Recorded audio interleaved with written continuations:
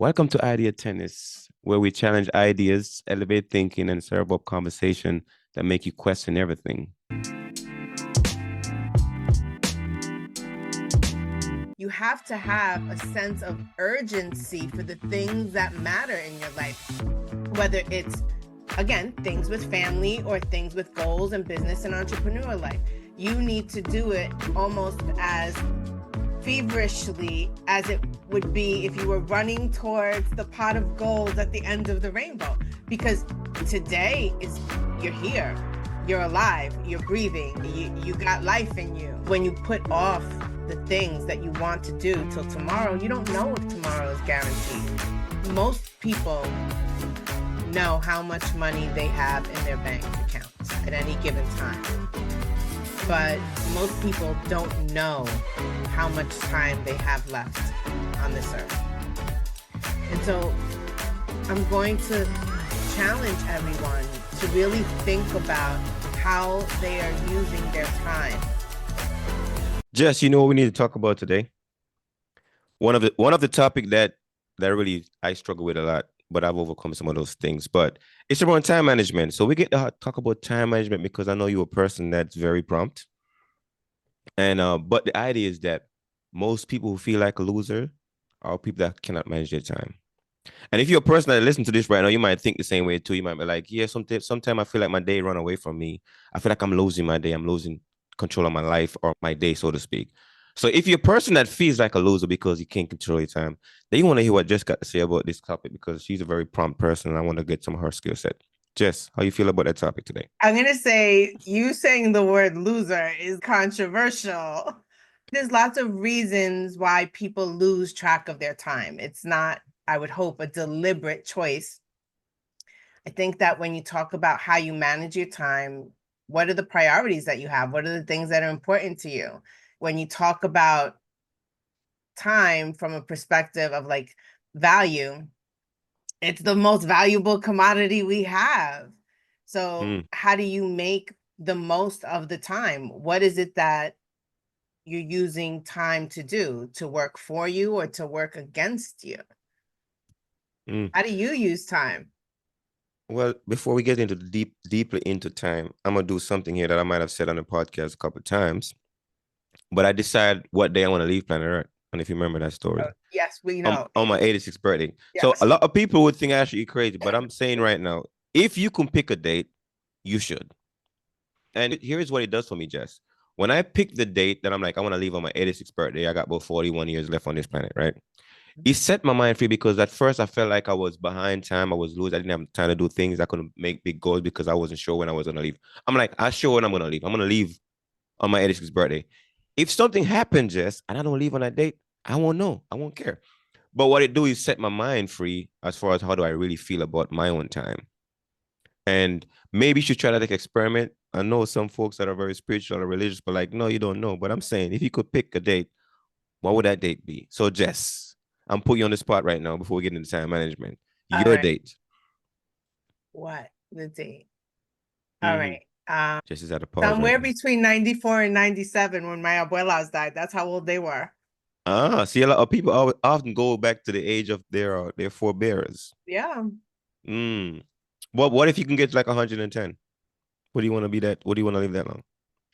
If I could live 110, like, not curled up in a bed, not being able to use the bathroom on my own or eat. Like, no, that's not, no. You see, that's interesting because this is what I told myself too. If I get to my 85th birthday and mind is still sharp, body still well, I'm like, God, can I negotiate another decade or two? Right? Because based on how I'm feeling, I can renegotiate the timeline, right? But I'm asking for a long life. I'm asking for more time on planet Earth so I can do, more impact. So when we come back to time management now, because I put time in that space, I'm like, okay, so now I can manage my day better because I'm not stressed about, is it going to be tomorrow? Oh, yes, tomorrow's going to happen. And if it doesn't happen, I won't know. I won't be here. You know what I'm saying? So that eliminates some of that anxiety that comes with running away, losing your time. Yes, but I think also the flip side to that is if you put things off for tomorrow because you feel that you have more time, you have plenty of time, I think that you're setting yourself up for failure. How do you Mm-hmm. know? First off, tomorrow is not guaranteed for anyone. And my mind is, why put off for tomorrow what you could do today? You all have heard me talk about my get done list. I don't go to bed until the get done list is done, because tomorrow's a new day. There'll be new things to get done. There'll be new priorities, new ways I want to spend my time. I think time management and the Mm-hmm. value of time is such a deep conversation, because you could talk about so many different things, right? You could talk Mm-hmm. about the value of time with your family and the people that you love, your friends. You could talk about the value of time with regard to entrepreneurial life or business, or even just goals that you set for yourself. And how do you track your time? How do Mm. most people track their time? How do you track your time, Asher?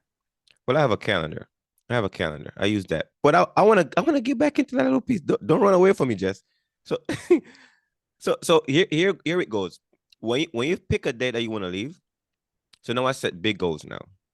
And with those goals, I break those goals down into my action steps, right? So now I realize that because I have so much time to get things done, I can go for a big goal. But no, goals got to be broken down. So now I set the things I want to do, the 90 days out or the weekly, whatever, the daily things.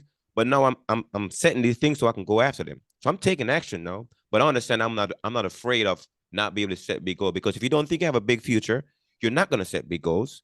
And you're gonna be always thinking that you're running out of time. But if I have a big future, like my future is bigger than my past right now, because I'm putting these time ahead of me, right? And then I can go back and manage the day, and manage the week, and manage the year, and manage the month, because now I understand how far I'm going in the future. But oftentimes people don't think that way because they don't know when they're gonna leave. Therefore, everything is like, I gotta do this thing today, which is okay, but you gotta plan for the future. Because here's the thing, right? The only future that you can prepare for is the one that you set, because you can't prepare for the unknown. So when you're planning stuff, the action that you set in motion is for the thing that you planned, not for the unknown, because you haven't planned for that. But without that, people don't have a future. They don't have the right steps. So yes, I do manage my time with my calendar. All right, Asher, but okay, you say you're going to live to 86. That's what you say. That's not what God says. Maybe you're not going to live to 86, Yes. and you are putting off writing the books because one a year, Mm-hmm. for 86 years of life, that's when I'm ready to go. What if you could write more than 86 books? What if you didn't live for tomorrow, but lived for today? What if you did all that you had the capacity to do in the time that you have now, and not focus so much on planning out the future? You don't know if you're going to arrive to the future. Listen, I'm a planner. We all know Mm-hmm. that about me. I am a planner, but I'm also like, we got stuff to do now. We Mm-hmm. got to go today. You have to have a sense of urgency for the things that matter in your life, whether it's, again, things with family or things with goals and business and entrepreneur life. You need to do it almost as feverishly as it would be if you were running towards the pot of gold at the end of the rainbow, because today is, you're here, you're alive, you're breathing, you got life in you. Mm-hmm. You don't know next week. You don't know next week. Well, So I love that we're on the other side of this thing, because you mentioned urgency, right? And oftentimes, I think the reason why we think so much urgency is because of marketers, big part of marketers, and then it's also because of season, right? If you in a place where the fourth season hits you, then there's some urgency because winter is coming. That means stuff going to fall off the tree, right? You gotta go there and pick up stuff and store for the winter time. But if you're in a place where there's no fourth season, it might just be two seasons. Guess what? Stuff is there all the time. So the urgency, it depends on the environment you're in. So now a lot of people push the life on urgency. Like somebody say, if you don't get it, no, you're gonna lose it. Well, that's a lot of marketing too, right? That's a lot of marketing. So a lot of people market the scarcity piece when there's no scarcity, but because you don't know the information, you think it's scarcity. So I'm saying that based on managing your time, like the things you gotta do, if you think you have time to do it, then you execute based on the timeline you set. And that means what I plan for today, I'm gonna get done today. Just like you say, you get done this. But that doesn't mean I'm a freak out when somebody says, "Hey, if you don't get this, no, you're not gonna be here tomorrow." Well, really? Do I really need it today? I might need it tomorrow, but I'm gonna catch it today because I might not think I'm gonna have it tomorrow because they market it that way. But I'm not trying to fall for that anymore. I'm saying that I got all the time in the world, and if I'm not here based on the time I think I have, I won't here to be worried about it. Like Asher won't be here to worry about it because I won't be here. That's my Well, thought. you feel accomplished. I do feel accomplished every day. That's the thing because I set these things out, right? Small ones. That's why I'm my big three thing for today. I work on them. I get them done, and when they're done, everything else is bonus. If I get more done, I get more done. But either way, I'm not like freaking out like, oh, did I get everything done? Because somebody tell me tomorrow is not gonna be here. Well, tomorrow is gonna be here, and if it's not, I won't be here to know if tomorrow didn't show up. That's what's my thought. I know you're on the other side of the aisle on that one, but talk to me, Jess. Talk to me. Sure. Talk to the people, Jess. Talk to the people because they're I just thinking think like you that were thinking too. I think there is something to be said Mm-hmm. to, you know what you want, Mm-hmm. set the priorities for the things that are going to get you closer to what it is that you want, manage the time where you don't feel overwhelmed is the other part of this Mm-hmm. scenario, because urgency should not equal overwhelm. Those are two different things. Urgency should be the things that matter, yes, are the things that become your focus, and the things that the shiny new things that come to Mm. distract us from the focus, really it's like you have a blinder on and you can't see it, and Those it's what needs management, the shiny things. Okay, keep going. yeah, and then you don't see it until it's not a factor Mm-hmm. anymore, because you're just so focused in on the things that you've set as your priority.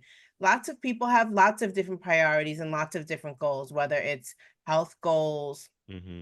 whether it's family goals, relationship goals, business goals, even at their job, their traditional jobs. Maybe the goal is to get a raise or get a promotion. And so the only way you ever going to really accomplish those things is if you create a plan, if you have an outline that you need to follow. And it doesn't mean that the plan gets executed perfectly, right? Because time, as much as we want to be able to control, or we Mm-hmm. being me, want to control time, the only thing we can control about time is how we use it. Mm-hmm. We can't control the number of hours in the day.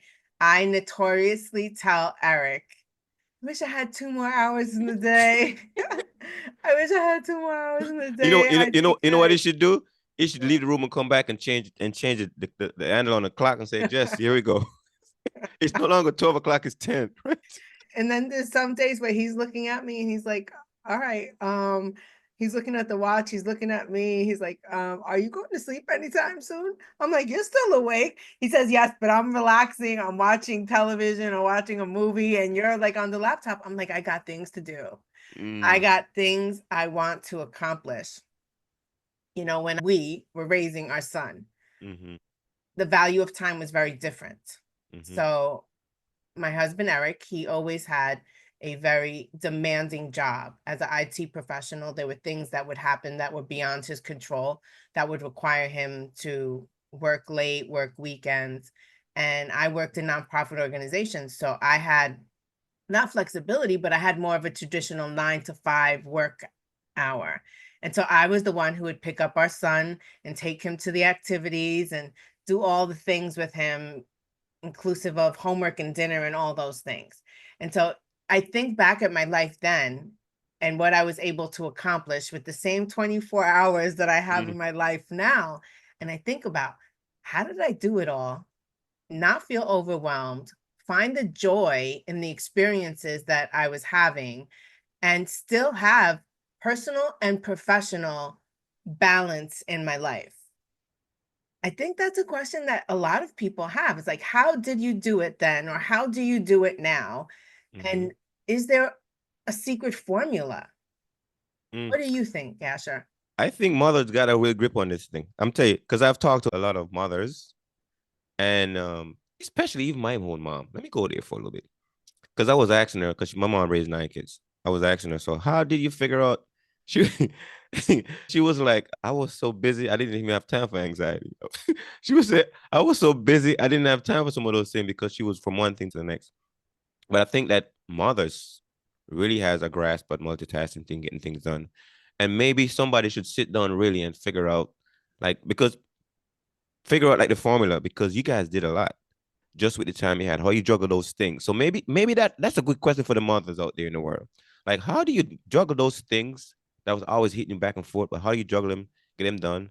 And what do you think about your time? Do you feel like a loser, like some people feel like, oh, I'm losing my day, like my day just running away from me? Or do you feel like you had control of the day, or you didn't? Or you just riding the wave? Because there's a formula. I don't know. I don't know the formula. Jess, I don't. I think the formula really has to do with the things you value, the things that are important to you, the Mm, things that matter to you. When I was raising my son, the thing that mattered to me the most was his happiness, mm, was his joy. And so when he was happy and content, I was happy and content. It was fulfilling for me. And from that, I was able to do more because I was happy and fulfilled. So other areas in my life weren't void because I was able to take that joy and contentment that I had in the thing that mattered the most and almost like overflow it to the other areas of my life. Now, as an entrepreneur, there's different things that bring mm, me joy and contentment. My family always will be that thing for me. But my son is grown. He's starting his own life with his wife, and eventually I'll have hopefully some grandbabies that then I can't talk about that phase of my life. I haven't arrived there yet, but I'm counting down the days. And I know that is going to be the joy and fulfillment in my life. But until then, I got mm-hmm, stuff to do. I have things that I put in the back burner to be able to make the things that mattered at the time the most valuable things to me in my life. It didn't mean that my dreams weren't important. It didn't mean that my dreams didn't offer value to me or to the world. What it meant was it was not the time for them right now. And now I'm at a different season of my life. And now my time and my joy and my contentment and my fulfillment comes from the work that I do. It comes from the community that I have. It comes from, yes, my family, my friends, but to me, when somebody says to me that I made a difference in their life or that, I made them think about something differently. And so as a result, they made a different decision that helped them get closer to their dreams or their desires or what it is that they were working towards. That to me is like, okay, who's next? What are we doing? Where are we going? And it fuels me at this point.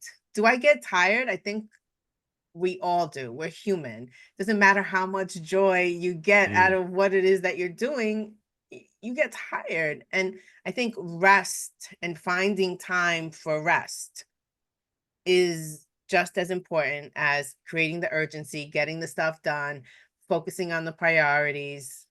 But rest and self care needs to also be in that time vault that we all have. mm. You made me think about. I think we might have mentioned this before.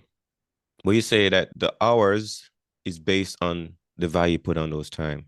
And if you can really figure that out, that really makes sense. Because I was thinking back when I was younger and never used to run out with a watch on my hand. But how I remember when time changed was those big events, right? Like the birthday thing, or there's a season for a certain kind of fruit. I'm like, oh yeah, this is a season. So I know, but because I was in the tropics, right? I didn't have the full season like you guys have. So I really tell when times shift. The only thing I remember was like those big emotional moments. That's what anchor me in those timelines. The big emotional moment. So when you think of a mom or somebody that's going through a busy day, how do you remember when the time changed during the day, except for those things that was emotionally pulling?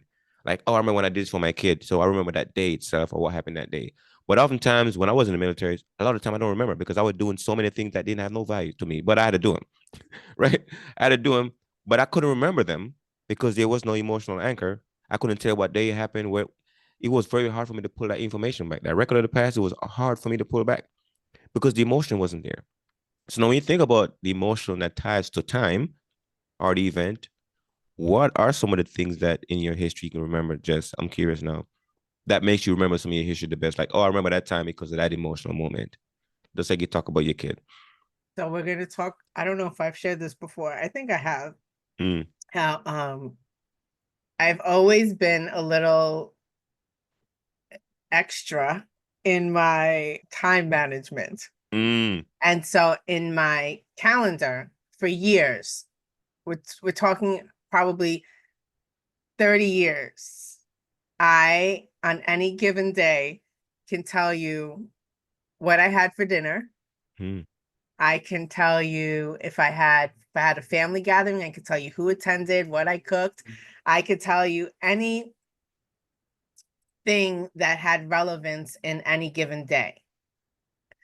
I don't know, initially it was just keeping track of time. Then it evolved to more of like journaling time. And then it also kind of transformed into a desire that I had that eventually someday I'd write a book. And so having all the things kind of in chronological order mm, would give me a reference point. And so my family has always made fun of me, but they've tapped into this resource of mine of measuring and monitoring time and be like, what did we do that day? Or what was the day that we did XYZ? And I've been able to give them the answer. Now, with that being said, there are certain moments based on emotions, and the emotions could be traumatic or upsetting, or they could be joyful and happy that resonate, that you don't need to look at a calendar or a journal to remember those things. For a lot of my adult years, there were a lot of tragedies that mm, happened in my life. And so as a result of those tragedies and difficult things I experienced, those dates were like etched into my memory. Like, August 25th, 1992, I was in a major car accident. I was 17 years old. I was about to start college, and I went on a last hurrah with some friends and Eric, and we got into a car accident on the way back home. No one, if anyone asked me, I think probably on my deathbed, what was the year and the date that you got into that car accident? I would be able to recall that without being prompted. But then there's joyful things, right? So the day my son graduated from high school, May 26, 2010, that to me was a surreal moment. He graduated from the same high school that my husband graduated from, but it was now 18 years later. And so mm. 18 years before that, I had sat in those same seats watching my husband, who was back then my boyfriend, graduate. And now I was sitting here in this surreal full circle moment watching my son graduate from the same place. So there are things that you have happen to you in life that you just are profoundly impacted, and those are the things and the dates that you remember forever. What are some meaningful, impactful dates that you've had in your life?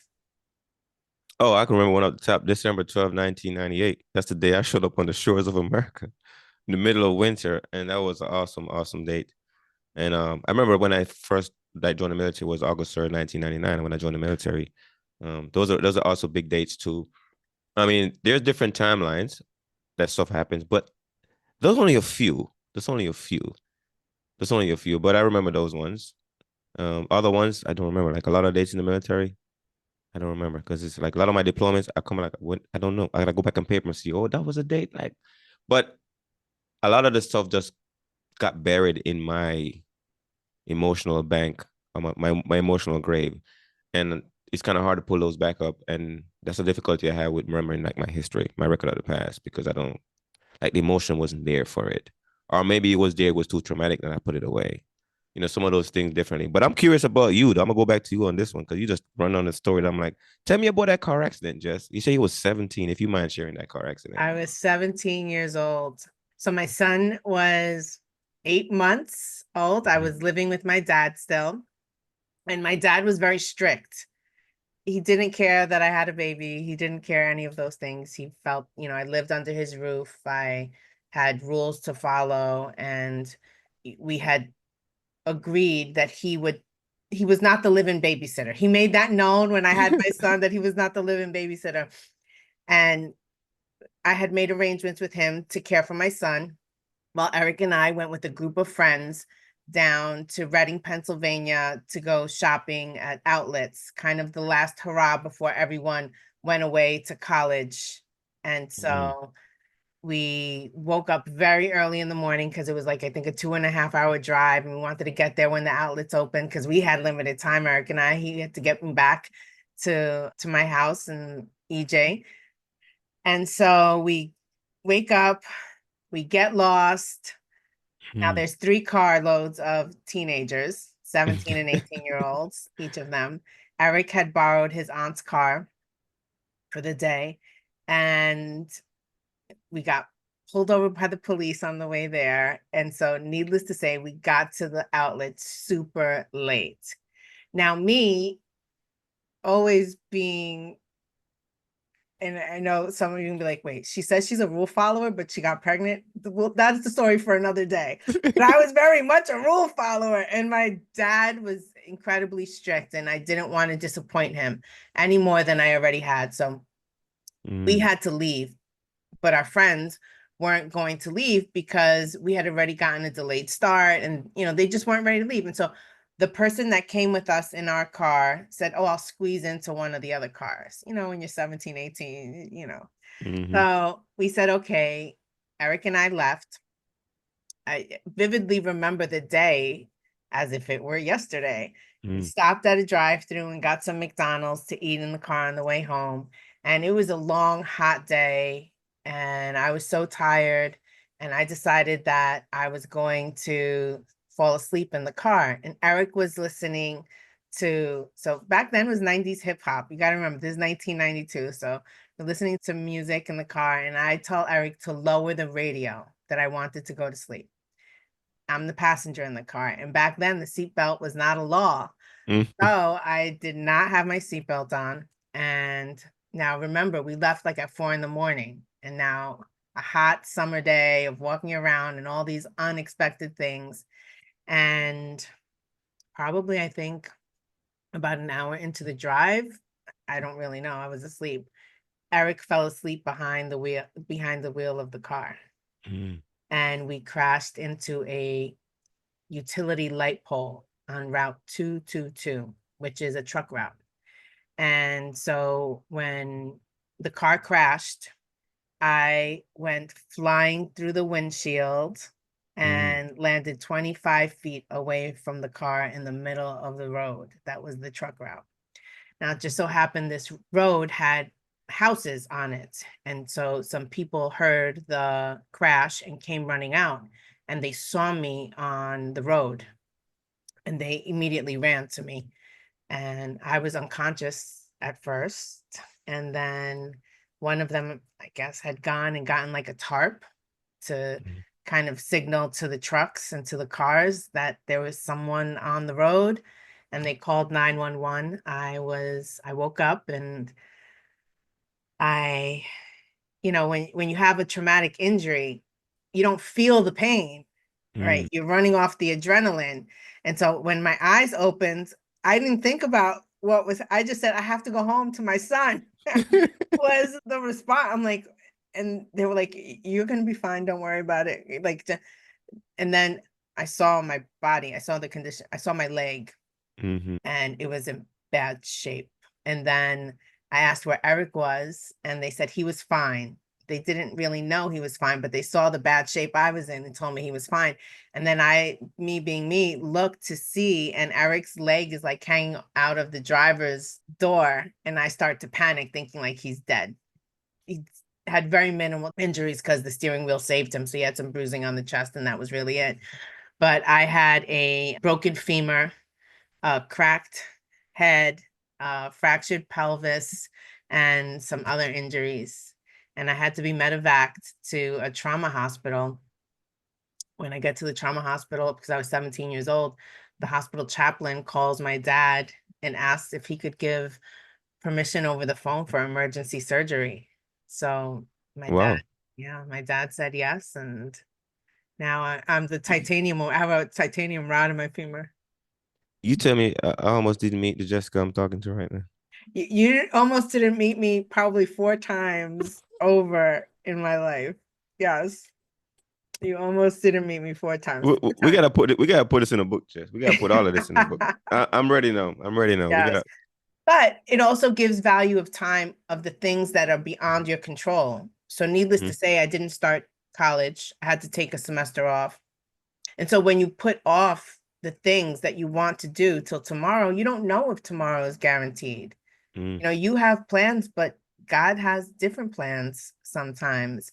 And there are things that happen beyond our control that steal our time or give us time unexpectedly. When you think about people that, you know, unexpectedly lose their jobs, is that a blessing or is that a curse?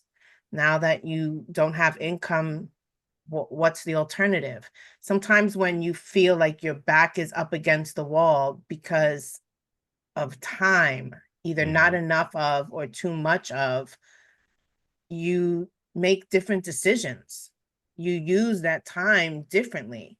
The things that mattered before the alarm went off to signal it's time to get up, it's time to do something, it's time to go after what it is that you want, it's time to live to your potential and stop sleeping on yourself, is very different than the time where I used to think that I didn't want to have to wake up to an alarm clock, Mm. that would be a luxury. To be able to just sleep until my eyes open, that would be like the greatest thing ever. But I realized, okay, while I'm sleeping, what is happening in the world? Mm. I wake up at 10 o'clock. Well, how much did the person that woke up at 5 o'clock in the morning accomplished? And what could I have done with those 5 hours that I was sleeping there? Well, I can tell you right now. What? Let me give you a contrast. For 22 years, I was getting up, you know, old dog 30, 4:30, 5:30 in the morning, whatever. And I was like, I thought I was a morning person. Just my whole time, I was like, I'm a morning person because I grew up prior to joining the military. I was in Jamaica. My dad used to wake us up like 4:30, 5:30 in the morning because we had to go do the animal thing, right, the farm thing. So I was always been up. So I thought I was a morning person. When after I retired from the military, and I was like, wait a minute, just my day don't start at 12 o'clock unless you force me on your calendar or something. But my day don't start at 12. So I get up in the morning now and I use my morning, I read and I listen to books and I write. But it feels good for me just to chill and just do that. I'm not worried about what anybody is doing the rest of the day. If I can only work 3 hours a day, that would be perfect. I focus my 3 hours a day like deeply in the thing, and I'm done. So at least that's my life goal to get to where I just work 3 hours a day, and every all the other times I get to just write and read and do things that I want to do. But I understand when you gotta get real early. I don't want that life right now. I don't. Just I did it for a long time. I don't know about you, but yeah, that's me. I'm not a morning person. Anyone who knows me knows I am not a morning person. I'm a night owl. You are I not. will, Listen, I'm a night owl too. I realize that as well. Yes. yeah, which is why I don't feel bad when I send you a text message at 11:30 at night. I'm like, he's not going to be mad at me. And if he answers, he answers. And if he doesn't, he doesn't. Now, I can't send a message to everybody at 11:30 at night. My Mm-hmm. sister, I called my sister the other night at 9 o'clock at night. I rarely call her after like 7 o'clock at night.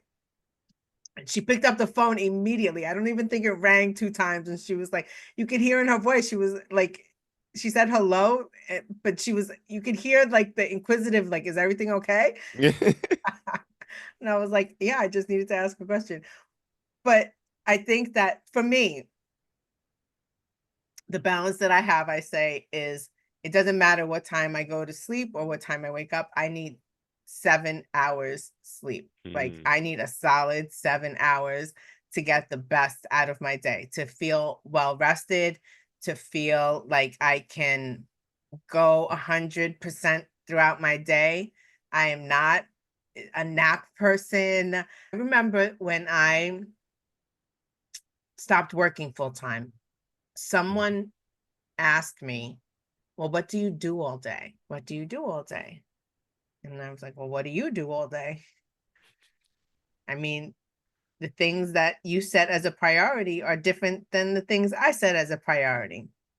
There were many years in my life that I cared for other people, Mm. right? And those were years where I wasn't at my best, but it didn't matter how I felt. My priority was pushed through because that other person matters more than what you're feeling and what you're experiencing and what you're going through. And so it gave me joy and contentment and fulfillment to feel like I was doing something for someone else, someone that I loved. And I spent years of my life doing that. When my abuela passed away in July, in some ways, it was like a chapter of a book closing because I felt like I had time to be able to do things and not feel guilty. Mm. How many of us have that feeling of guilt that when you're pursuing the things that you want, the things that are important to you, and you're setting yourself as a priority, do you allow guilt to set in for not doing other things that other people want or feel that you should be doing with the time that you have? Mm. I gotta go back to this the freedom piece because we talk about that a little bit. You know, if you have all the freedom in the world and no way to add value, like you're gonna be miserable. If you have all the money in the world, but you're stuck on an island with it, nobody to exchange it with, you're gonna be miserable. So then you come back to the time piece and your freedom piece. So I realized that if you don't have a purpose or something to add value, Yeah. then the time doesn't seem like it's worth having. Like if I'm gonna be here on planet Earth with a lot of years and nothing to do with it, I'd rather leave. You know, but if you're sitting around with all that time on your hand and nothing to no way to apply it, then life gonna be miserable. Mhm. And if you're sitting around and have too much to do and not enough time, you're gonna also be miserable. So you gotta find a way to figure it out in the middle. And that's the journey I'm on right now. When I look back on my life, I'm like, well, I want to focus on the things I want to do and the people I want to serve, want to be a hero to, and the things I want to help them see and experience in the world. And I want Yes. this is the time I want to use for it. So because I want to remember this. This is the thing. I want to remember this last half of my life just because the other half I feel like I don't remember it because you went by so fast, so much going on. But this part, I want to remember, and I don't want it to be random.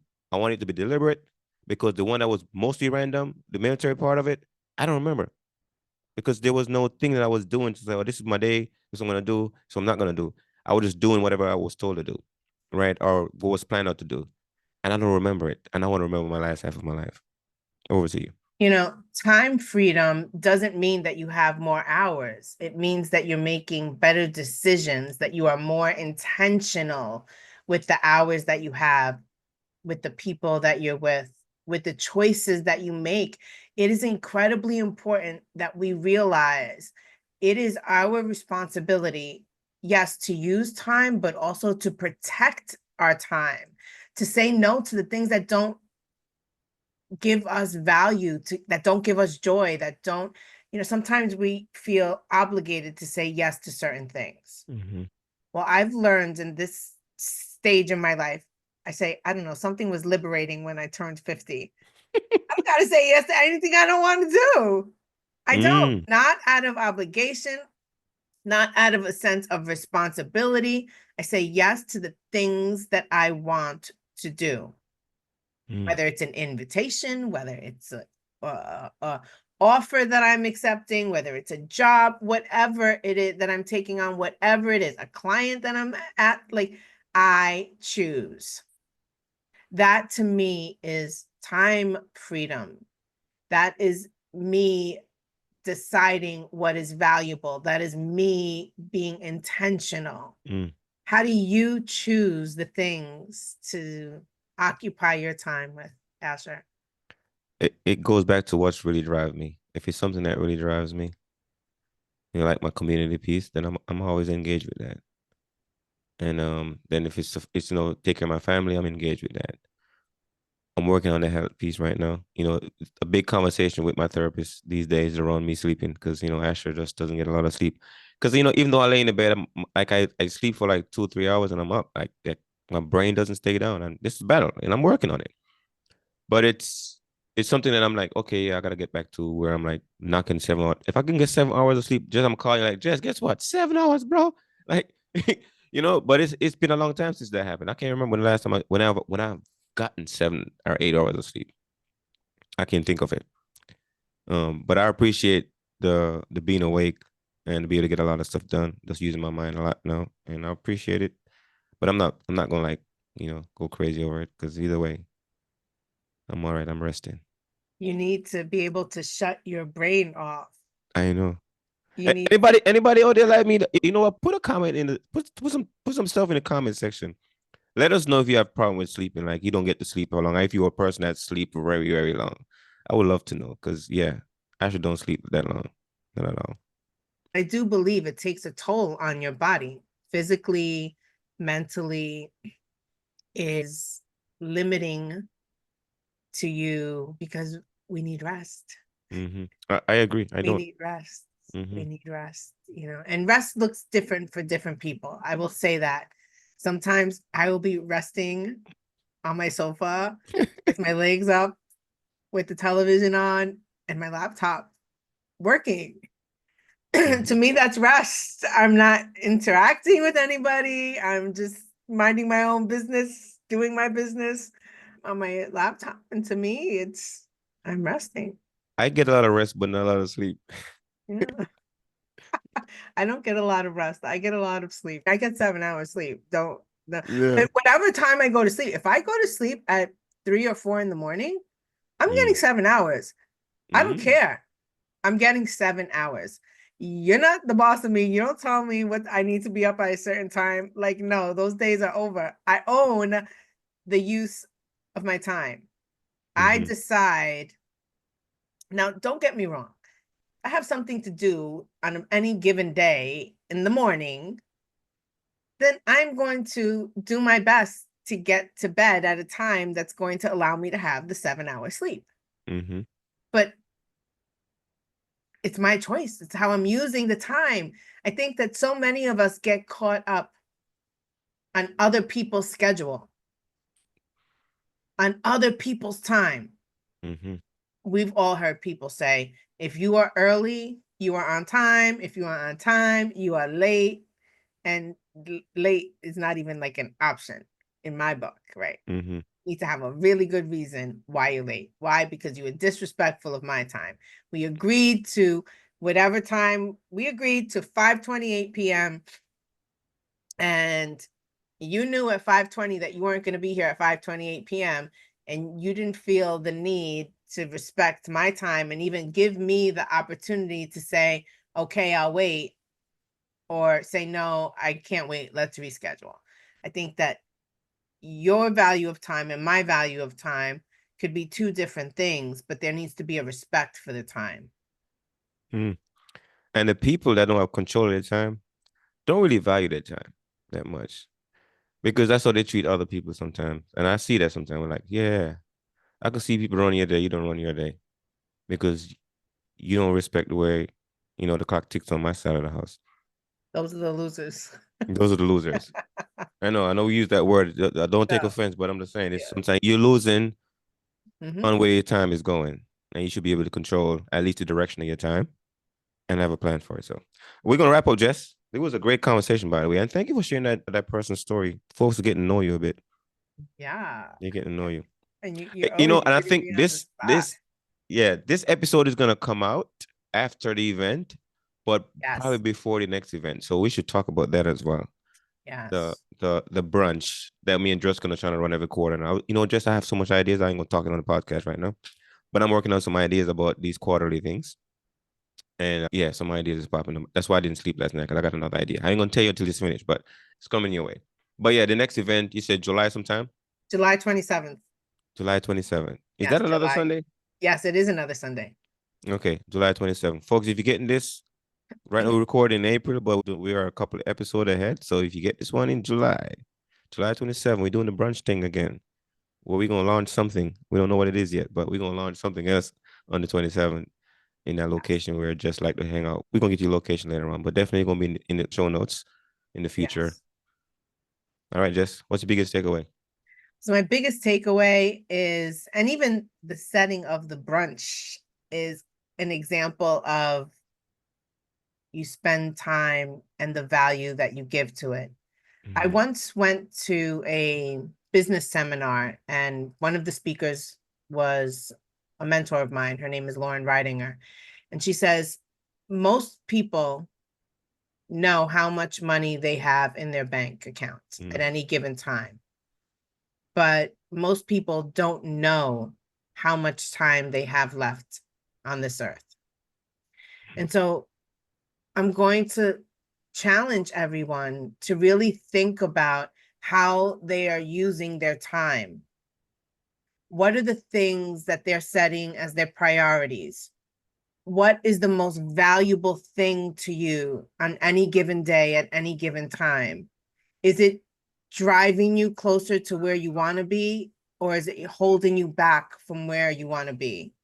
I think that when you realize that we equally have control over time and no control over the time, that what you do each day matters, but what matters even more is that you own it.